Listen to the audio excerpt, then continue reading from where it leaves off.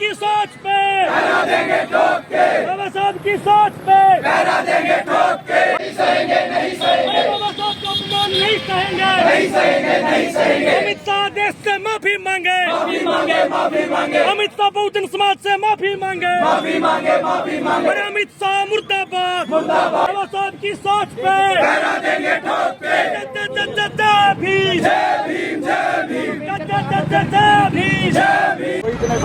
क्या कहेंगे किस तरह से आज का जो हम यहाँ पर बहुजन समाज के छात्र रोज प्रदर्शन के लिए इकट्ठा हुआ है, क्योंकि इन सरकारों ने आज़ादी के बाद से और बाबा साहब के जीते जी उनका अपमान किया, लेकिन उनके मरणोपरांत भी ये अपनी मानसिकता, तुच्छ मानसिकता दिखाने में पीछे नहीं है। और भरी पार्लियामेंट के अंदर जब संविधान के ऊपर चर्चा कर रहे थे तो बाबा साहब के ऊपर अमित शाह ये भूल गए कि इस देश में अगर रहना है तो बिरसा फुले अम्बेडकर की बात करनी पड़ेगी, और उन्होंने बाबा साहब का अपमान किया। उन्होंने बोला बार बार अम्बेडकर अम्बेडकर। तो हम लोग अमित शाह और इस गूंगी बारी सरकार को सुनाने के लिए इकट्ठा हुए हैं कि अम्बेडकर तो इस देश की मिट्टी मिट्टी के अंदर है, आप कहाँ से निकालोगे। जो ये संघवादी मानसिकता है और समय समय पर ये लोग मुद्दों से भटकाने का काम करते हैं। देश की जो आज मुद्दे हैं, शिक्षा, बेरोजगारी पे बात नहीं करना चाह रहे, छात्रों का क्या हाल है, रोजगार दे नहीं पा रहे, इन्फ्लेशन रेट रोक नहीं पा रहे, लेकिन इनको कभी नेहरू को तंग करना होता है, उनके इतिहास पे उंगली उठाते हैं, और अब तो बाबा साहब पे। लेकिन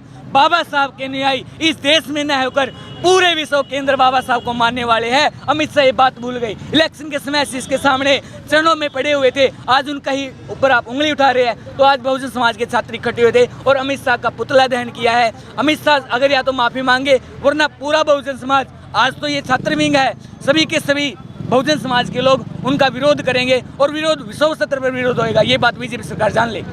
संविधान के निर्माता है, इतनी बड़ी बात उन्होंने कह दी, तो आगे क्या संदेश देना चाहेंगे? संदेश ये है कि वो लोग तो संविधान को मानते नहीं जिस हिसाब से, चाहे वो कांग्रेस हो चाहे बीजेपी हो, क्योंकि बात तो कर रहे हैं वो। आज देखो जो बहुजन समाज के वो बाबा साहब की बात करते थे, आज उनका कैडर चुरा रहे हैं। कहीं ना कहीं उनको पता लग चुका है कि बहुजन समाज और बाबा साहब के बिना इस देश को नहीं चला सकते, इसलिए वो दिखावे के लिए बाबा साहब के पटके पहनते हैं और उनके फोटो यूज करते हैं, जय भीम बोलते हैं, लेकिन उनके विचारों को मानने के लिए वो कदापि तैयार नहीं है। आगे भी ये विरोध होगा? विरोध बाबा बिल्कुल। बीजेपी सरकार या तो अपनी तुच्छ मानसिकता को वापस ले और माफी मांगे बहुजन समाज से। ये क्या माफी मांगने से नहीं, आगे बीजेपी सरकार ये ध्यान रखे कोई भी इस प्रकार की टिप्पणी ना करे।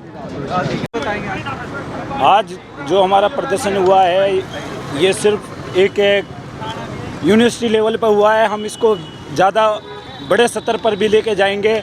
हमारा सत्ताधारी पार्टी से सीधा सीधा ये कहना है, या तो वो अपनी कुकर्मों से बाज आ जाए, जो अपशब्द बाबा साहब के बारे में बोले हैं उनके बारे में वो माफ़ी मांगे, वरना हम इस आंदोलन को और बड़े स्तर पर लेके जाएंगे।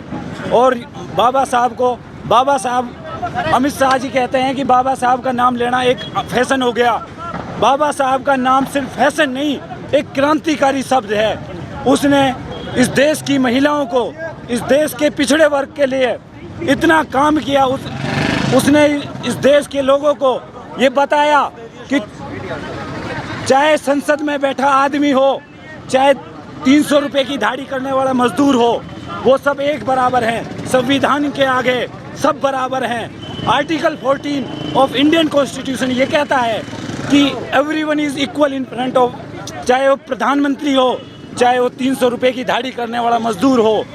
कहने का मतलब ये है कि हम बाबा साहब अम्बेडकर के विचारों को, उसके संविधान को बचा कर रखेंगे, हमारी जिम्मेदारी है। और अमित शाह और सत्ताधारी पार्टी से खुला चैलेंज है, ये है कि या तो वो अपनी उन अपशब्दों को वापस ले, उनके बारे में माफ़ी मांगे, वरना हम अभी तो एक छोटे स्तर पर ये वो किया है हमने, हम इससे बड़े स्तर पर भी लेके जाएंगे इसको।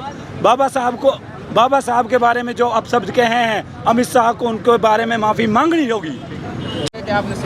देखिए, हम यहाँ समस्त बहुजन समाज के छात्र अमित शाह को एक संकेत देने आए हैं कि जिस स्वर्ग की बात उन्होंने बाबा साहब से ऊपर की, जिस भगवान की उन्होंने की, तो हम बताना चाहते हैं कि हमें अधिकार देने के लिए हमारे गलों से हंडियां और पीछे से झाड़ू निकालने के लिए कोई भगवान नहीं आया था।